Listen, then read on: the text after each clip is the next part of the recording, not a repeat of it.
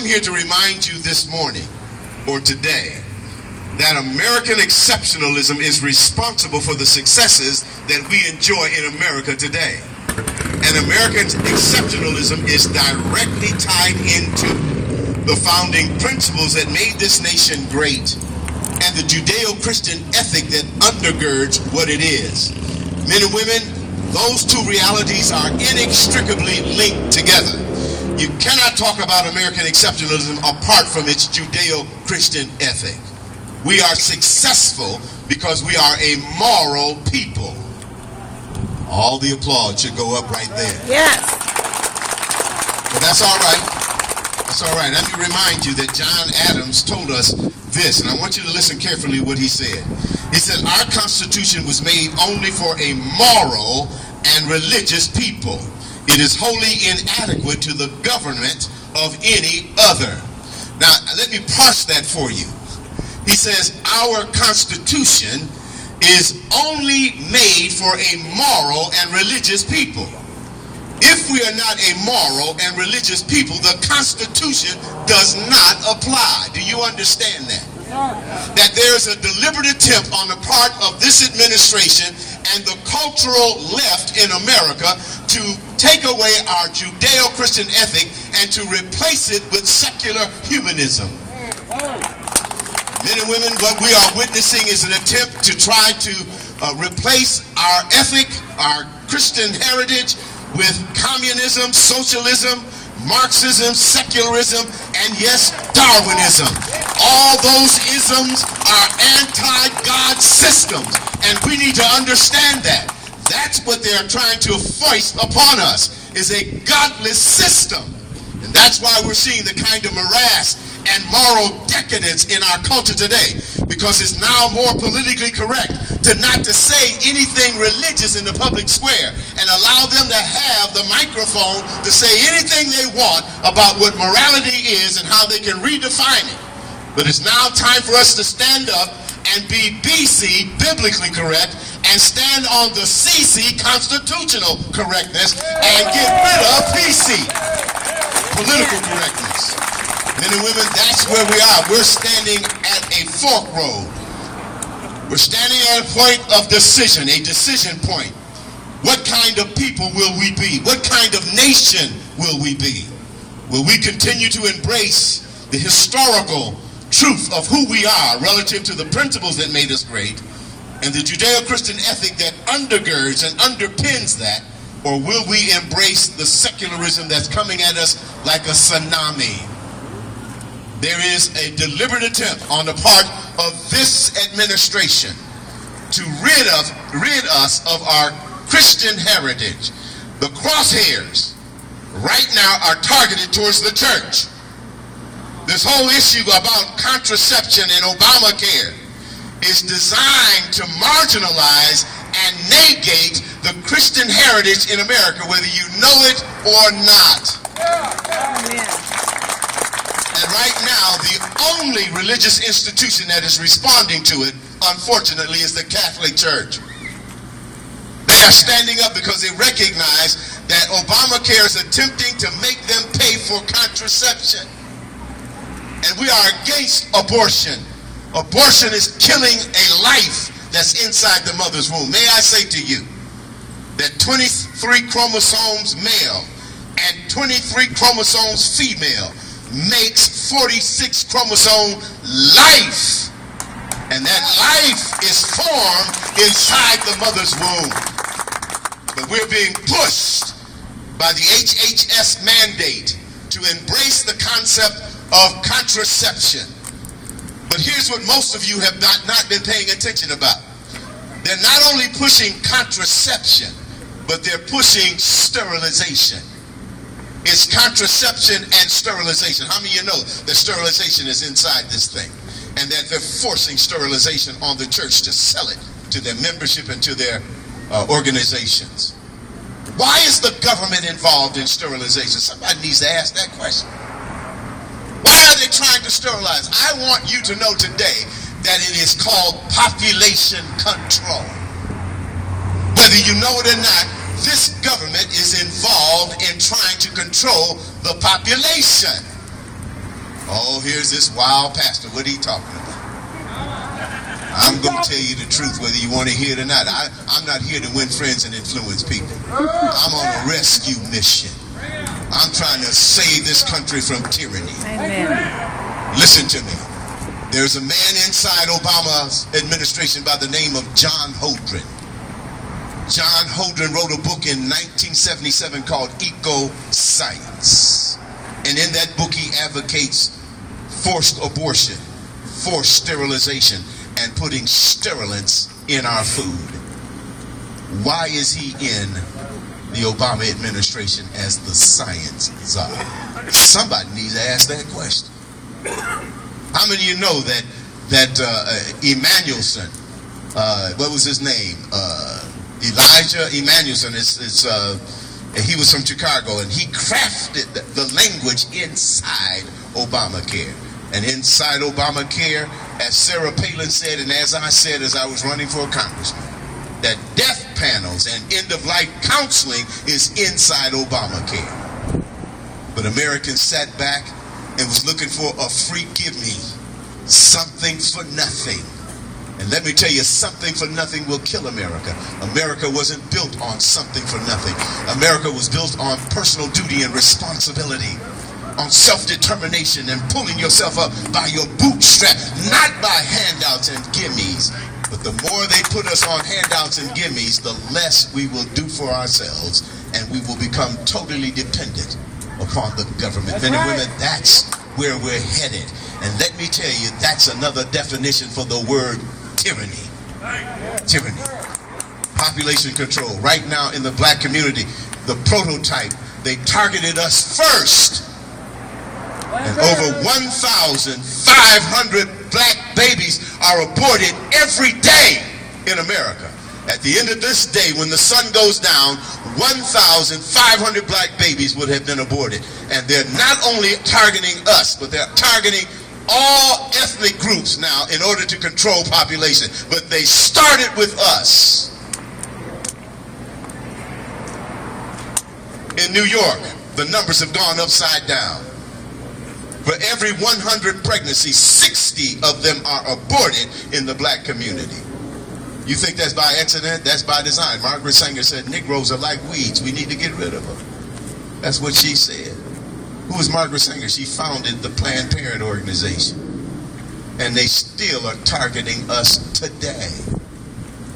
But they've broadened their sweep. They're looking at you now to control population. That's why John Holdren is in office now. You better be careful about this whole thing. Czars. By the way, czars are unconstitutional. Where in the Constitution did that come from? Huh? But we didn't say anything. We need to start saying something. Men and women, I have been looking at this thing for some time, and I recognize that there's something that needs to be done. And the founding fathers said, we the people of the United States, in the preamble, that is where the power is. The power is with you. But you have capitulated that power and put it on Washington, D.C., and they have been doing nothing but unconstitutional acts against you and I. And we have said nothing. The time for us to speak is now. Right now. If we don't speak, it'll come at us like a tsunami, and before we know it, we will be the slaves of the state.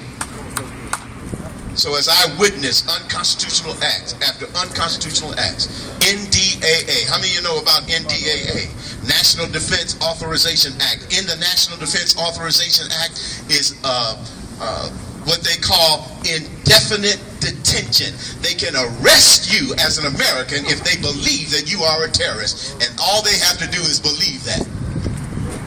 Janet Napolitano, in her intelligence briefing, identified what a terrorist is. A terrorist are veterans returning home from war. Terrorists are Christians who would stand up and protest abortuaries in America today. A terrorist are those of us who are storing food and storing water. Those who believe in the Second Amendment, that we have a right to defend our families. You are a terrorist. And so if they think that that's you, they can indefinitely pick you up and arrest you, not tell your wife, not tell your employers, not tell your family, and hold you as long as they want to hold you. And Obama signed it into law, and John McCain wrote it, and so did Carl Levin, and we said nothing. It's law right now. Rand Paul is trying to get it nullified, and he can't find 5 senators to stand with him. What's going on in America? We're asleep at the wheel. We're not recognizing the danger that is facing us. Yes, this is a rescue mission, and you who are veterans ought to be leading this effort. You ought to be leading this effort. You swore an oath to protect and to defend the Constitution of the United States. That oath didn't go away when you went out of the Army or Navy or Air Force or the Marines. It's still active today, and you need to uphold your oath in the same way that we ought to demand that our representatives and our senators do, to uphold the oath that they swore. But men and women are not doing it. So I watched at home NDAA, the National Preparedness Act, where now the executive office now can take over every aspect of our economy if they deem an emergency. What is an emergency? Under their definition. That 3 weeks ago they signed an executive order to federalize the police force. Why are they trying to federalize the police force? I'm telling you why, because they're planning for something. They're planning something. Then they signed the DREAM Act. Unconstitutional. Unconstitutional. The power to make law is not in the executive branch. Where is it? Why didn't we say anything? We didn't say nothing, and neither did our representatives. But Obama made an appointment. What was this called? It was some kind of appointment where the Senate really need to make the appointment. What was that? Recess. A recess appointment. Mitch McConnell said nothing. John Boehner said nothing. The Senate was still in session, and he called it a recess appointment. And America said nothing. Men and women, we are witnessing unconstitutional acts. The question is, what can we do about it? Hello? If you're not asking that question, you need to ask that question. What in the world can we do when the federal government acts unconstitutionally? And when they act unconstitutionally, they're acting against you. What can we do? Join the Oath Keepers. Amen. Do that. Also the Constitutional Defenders of Texas. I got an answer. The answer is found in the First Amendment. Congress shall make no law respecting the establishment of religion or forbid the free exercise thereof, or abridge our right to free speech or free press. But there's a fifth element inside that amendment. Anybody know what it is? It says that we have a right to peaceably assemble and to petition redress for grievances. That's what we can do. The word redress means a remedy for a wrong or an ill perpetrated against we the people. And we can demand redress when they are exercising unconstitutional acts. What is a demand for redress? We demand a nullification of all unconstitutional acts. All unconstitutional acts. Now, some of you are paying attention. Other of you are drifting off, going over here, and that's why we're in the mess we're in, because you drifted. You need to be focused and targeted right now. See how easy a woman in a bikini can take your attention? All the guys over there looking at the doggone thing. All the gals, they paying attention. And by the way, what we need is male leadership in America. Where are the men? Where are the men? Thank God for Sarah Palin, but we needed a man up front. That's God's design, but that's another issue. And so what we are doing in the Constitutional Defenders of Texas, which is at www.constitutionaldefendersoftexas.com, is that we put together a petition And we're demanding our representatives in Washington, D.C. and our senators nullify all unconstitutional acts. We at this time have over 3,500 signatures. We need your signature.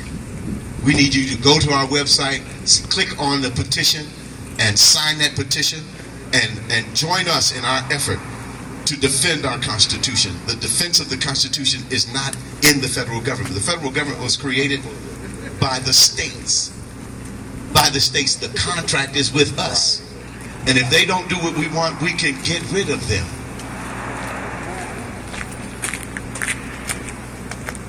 We hold these truths to be self-evident, that all men are created equal and endowed by their Creator with certain unalienable rights. Among them, stop there for a moment and think about that. Among them, there are many that are given to us by God. Among them are life, liberty, and the pursuit of happiness. In order to secure these rights, governments have been instituted. But when any government becomes destructive to that end, it is the right of the governed to alter or abolish it. That got me in trouble in my campaign. I said we have a right to abolish this government if tyranny shows up. And Brad Watson, who was with Channel 8, said this. He says, are you saying that that's applicable today? I said, yes. All you have to do is look back to the 20th century and you'll see there was all kinds of tyrants back there. Joseph Stalin, Ho Chi Minh, Mao Zedong, Pol Pot, all tyrants. And men and women, I'll end with this.